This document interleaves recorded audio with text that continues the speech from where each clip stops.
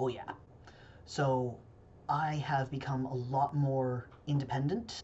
So I am working pretty much entirely with people who are working from home. I'm still in the office because that's where all the equipment is that, in case something shuts down, I need to be here to turn back on the equipment or, save the server if like there's water leaking on it or something wild like that.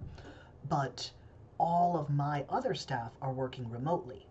And so I've had to learn a lot lately about how to anticipate their needs, how to sort of figure out what they might be doing and what they might need to be doing in the future. I try really hard to stay one step ahead of my staff and try to figure out what they might need in the future and sort of be ready for it or be ready to suggest it if I start to see that a problem is arising. So, it's almost like analyzing a painting for cracks or, looking for faults in a ground system. I don't know. I don't have a super great metaphor for it, but I'm trying really hard to see problems before they happen, which really involves a lot of knowing what my work environment is like, right? I've never done IT for any agency other than this. I learned how to do it here for this agency. And certainly by talking to my fellow IT coordinators for the other career centers around the state, I've definitely learned some of the general like IT best practices, but really it's so specialized to the place I'm in. How do you keep something running without knowing how it works? And the answer is that it's really really hard to. So a lot of what I have to do is learn how people work, both in terms of what they need to do for their jobs to get their jobs done, and also how their noggins work, right? So I might know that one of my coworkers me is like really sensitive to like a certain type of issue, and so if I can save that person from having that issue, what can I do to help that person specifically? What can I do in order to help this team of people over here who regularly uses a different type of technology get what they need, right? So I have to know what everyone does and how everybody works. To be totally honest, it is way more like doing actual service, like helping people directly, than I ever thought it would be. A lot of folks have this idea that the IT people are just cooped up in their office looking at a computer all day long. But actually, I need to know really well how my staff work and think. I need to know how to detect when they're stressed out.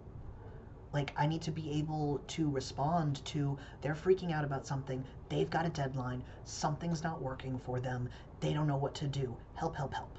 So, my job is to sort of read the atmosphere and figure out okay, they're really stressed out. Right now, I have to make sure that I'm careful with my word choice, with my tone, and things like that so that I don't add more stress. Because ultimately, my job is to make sure they can do their job. So if I'm making that harder, that's going to make my life harder. So yeah, just being able to sort of think around like how to approach each situation and how to learn each person. Really, honestly, I tailor the service that I do for each staff person to that staff person. When a new person comes on board here, I try really hard to deliberately spend time learning how they communicate. And I'll try a couple different communication styles to see how well they respond to different ones so I can figure out the best way to talk to them.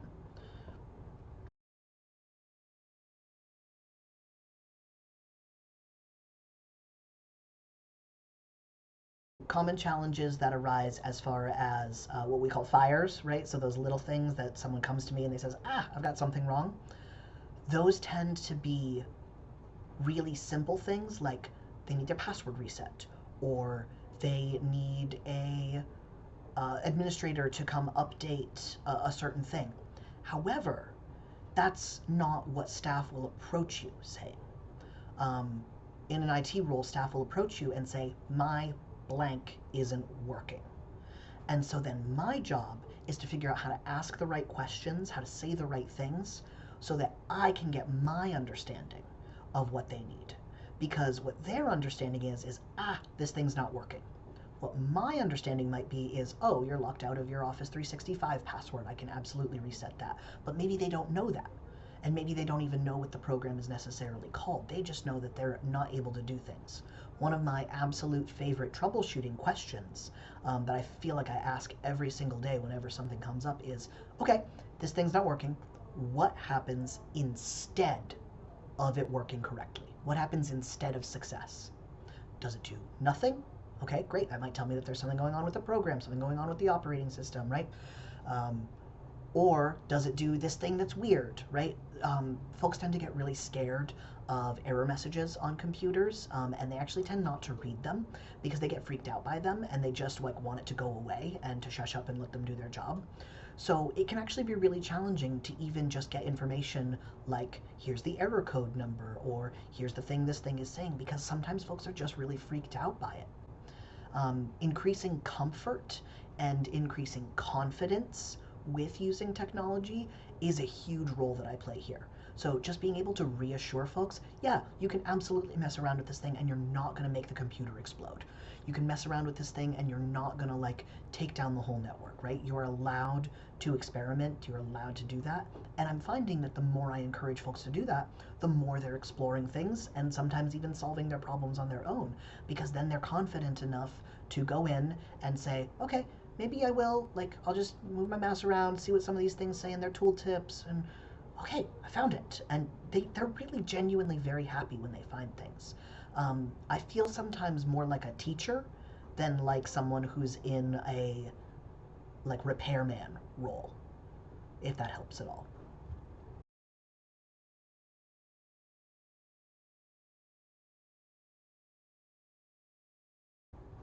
You ask Google, Google, Google. I'm serious.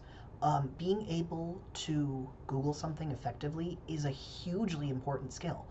And, just like when I can't get information out of someone who comes to me and says, this thing's not working, and they won't tell me what the error code is or whatever, it's not like I can just type into Google printer not working. They're just going to give me really, maybe basic troubleshooting for like super basic issues. But what I need to be able to figure out is enough to then ask the internet for, all right, show me someone else who's had this problem and see if I can find what the issue is. It's putting together little puzzle pieces, and so the first part of the puzzle might be what the staff person says, and the second part of the puzzle might be what Google has as suggestions.